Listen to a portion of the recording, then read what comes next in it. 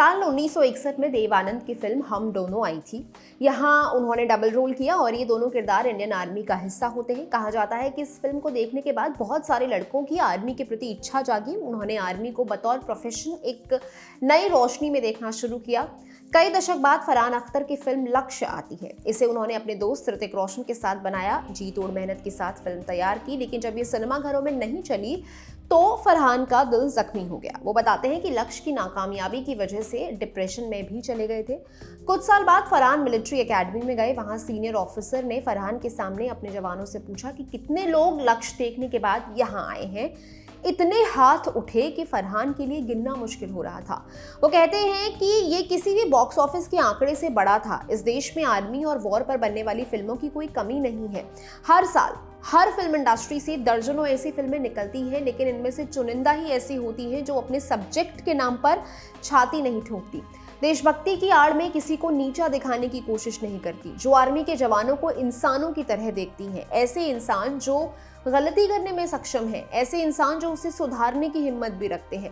हम दोनों और लक्ष्य के बीच एक ऐसी ही फिल्म आई थी। हालांकि इसे वॉर फिल्म नहीं कहा जा सकता। इस फिल्म की दुनिया के किरदार बस आर्मी बैकग्राउंड से आते हैं। इस फिल्म को बतौर डायरेक्टर नाना पाटेकर की पहली फिल्म के रूप में याद किया जाता है।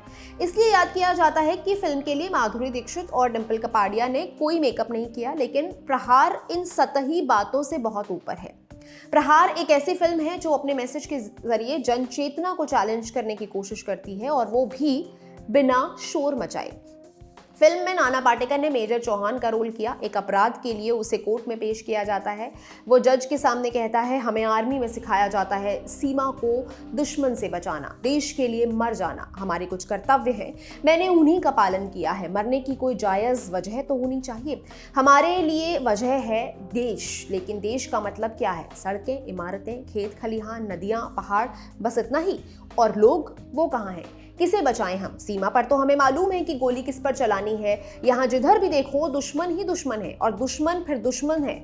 फर्क सिर्फ इतना है कि एक सीमा के उस पार, एक सीमा के इस पार, और इस पार का दुश्मन ज्यादा खतरनाक है। इसके बाद जज मेजर चौहान को असाइलम में भेजते हैं ताकि उनके दिमाग की जांच की जा सके। जज कहते हैं कि उन्होंने समाज सुधारने की गलती की है। ये काम नेताओं का है, इसे बिना किसी आयरनी के कहा जाता है। प्रहार अपने समय के आगे की फिल्म थी।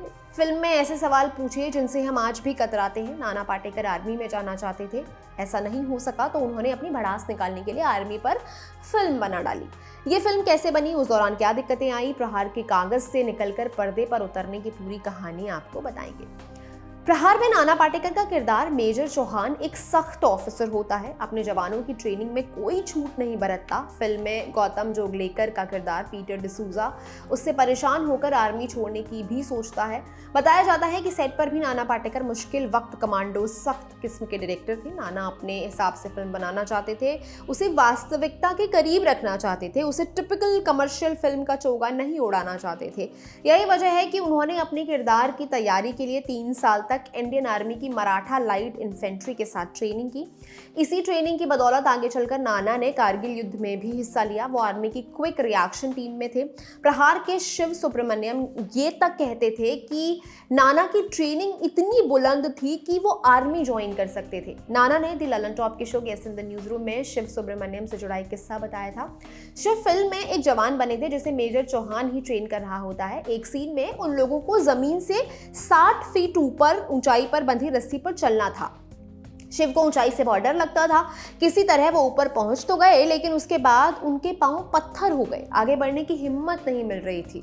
नाना बताते हैं कि शिव बुरी तरह रोने लगे। उन्होंने अपने कपड़ों में ही पेशाब कर दिया। इससे अगले शॉट में मेजर चौहान ऊपर चढ़ता है और शिव के किरदार को चलकर दिखाता है। हालांकि वो सीन फिल्म में था ही नहीं। हुआ ये कि नाना पाटेकर के गुरु और डायरेक्टर राज दत्त उस दिन सेट पर क्लैप दे रहे थे। उन्होंने देखा कि शिव रो रहे हैं और नाना गुस्से में तमतमाए हुए ऊपर चढ़े जा रहे हैं। राजदत्त ने तुरंत कैमरा ऑन किया और रिकॉर्ड करने लगे। नाना ऊपर गए और शिव को चलकर दिखाने लगे। फिल्म में दिखता है कि वो शिव के किरदार से उठने को कह रहे थे। हालांकि वास्तविकता में नाना ने ऐसा कुछ भी नहीं कहा था। उन्होंने गुस्से में शिव को भद्दी से भद्दी गालियां दी थी, जिन्हें डबिंग में हटा दिया। प्रहार का एक बहुत जरूरी और पॉपुलर सीन है माधुरी दीक्षित के पिता स्वतंत्रता सेनानी होते हैं। वो देखते हैं कि उनका बेटा यानी कि मकरंद देशपांडे नशे में खर्च होते जा रहा है। उसे खुद से ऊपर उठकर कुछ करने में कोई रुचि नहीं है। पिता को ताना मारता है कि जो इंसान अपने बच्चों को नहीं संभाल सका वो देश को क्या संभालेगा। इस पर पिता झल्लाकर घर से निकल जाने को कहता है, जोड़ता है कि इससे अच्छा तो तू पैदा ही नहीं हुआ होता। बेटा अपना जॉइंट रोल करते हुए कहता है, कौन जिम्मेदार है, मैंने एप्लीकेशन दिया था। पिता के पास कोई जवाब नहीं होता। फिल्म में मकरंद के सिर्फ 2 सीन थे, लेकिन उन्होंने अपने काम से दोनों ही सीन्स को यादगार बना दिया। हालांकि ओरिजिनली मकरंद ये रोल नहीं करने वाले थे। वो फिल्म में एक कमांडो बनने वाले थे, फाइनल भी हो चुके थे, लेकिन किसी वजह से फिल्म आगे खिसक गई। इस बीच मकरंद को पीलिया हो गया। उनके रिकवरी के बीच ही प्रहार की शूटिंग शुरू हो गई। मकरंद नाना से मिलने पहुंचे, बताया कि उन्हें शूट करने में दिक्कत नहीं है, मगर नाना राजी नहीं हुए। उनका कहना था कि तू अभी रिकवर कर रहा है, ऐसी हालत में अगर कमांडो बनेगा तो मर जाएगा। तब नाना ने उन्हें माधुरी दीक्षित के भाई का रोल दिया। मकरंद ने एक इंटरव्यू में अपने सीन से जुड़ा एक किस्सा बताया था, जिस सीन में मकरंद अपने पिता बने अच्युत पोद्दार को ताना मार रहे होते हैं। वहां माधुरी दीक्षित और नाना पाटेकर भी मौजूद होते हैं, लेकिन वो कुछ कहते नहीं है। इस सीन के बीच में माधुरी की एंट्री होती है। मकरंद बताते हैं कि वो कुछ इम्प्रोवाइज करने वाली थी, लेकिन उन्हें नाना पाटेकर ने रोक दिया। नाना ने कहा कि तू इम्प्रोवाइज मत कर, वरना ये चिल्ला देगा। प्रहार में माधुरी ने पीटर की पत्नी शर्ली का रोल किया। यहाँ माधुरी को भले ही सीमित स्क्रीन स्पेस मिला, मगर उन्होंने दमदार काम किया। जब भी उनके करियर के बेस्ट रोल्स का लिस्टिकल सचता है, उसमें हमेशा प्रहार अपनी जगह पाती है। माधुरी के सामने नाना ने शर्त रखी थी कि वो पूरी फिल्म में मेकअप नहीं करेंगी। पढ़ने को मिलता है कि एक सीन के लिए माधुरी ने बेसिक टचअप करवा लिया था। नाना ने ये नोटिस किया और उन्हें तुरंत मुंह धोकर आने के लिए कहा। माधुरी ने साल 2000 में रेडिफ को दिए इंटरव्यू में इस फिल्म पर बात भी की थी। उन्होंने बताया कि बतौर डायरेक्टर नाना पाटेकर की पहली फिल्म थी। उन्हें सपोर्ट करने के लिए माधुरी ने ये फिल्म की। माधुरी ने अपने एक सीन पर कहा था, फिल्म में सिर्फ एक परफॉर्मिंग सीन था, लेकिन वो ऐसा पल था जिस पर मुझे बहुत गर्व है। वो बहुत शांत और मार्मिक पल था, लेकिन जब तक डायरेक्टर ने कट नहीं बोला तब तक मैं कांप रही थी। देश क्या है, देशभक्ति की भावना के सही मायने क्या हैं? क्या एक फौजी का फर्ज सिर्फ उसकी वर्दी तय करती है? प्रहार ने ऐसे कई गहरे सवालों के जवाब देने की कोशिश की। साथ ही मेजर चौहान ने देश भर से अपील की कि हर नागरिक को 1 साल आर्मी में ड्यूटी देनी चाहिए, ताकि वो ये समझ सकें कि आज़ादी सस्ते में नहीं मिली थी। प्रहार ने जिस सेंसिबिलिटी से अपने किरदारों की दुनिया, उनकी व्यथा दिखाई, वो उसे आज भी रेलेवेंट फिल्म बनाता है। आप इसे YouTube पर फ्री में देख सकते हैं। और ये पूरी जानकारी आपके लिए जुटाई थी मेरे साथ यमन ने। मैं हूं गरिमा, आप देख रहे हैं लल्लन टॉप सिनेमा। शुक्रिया।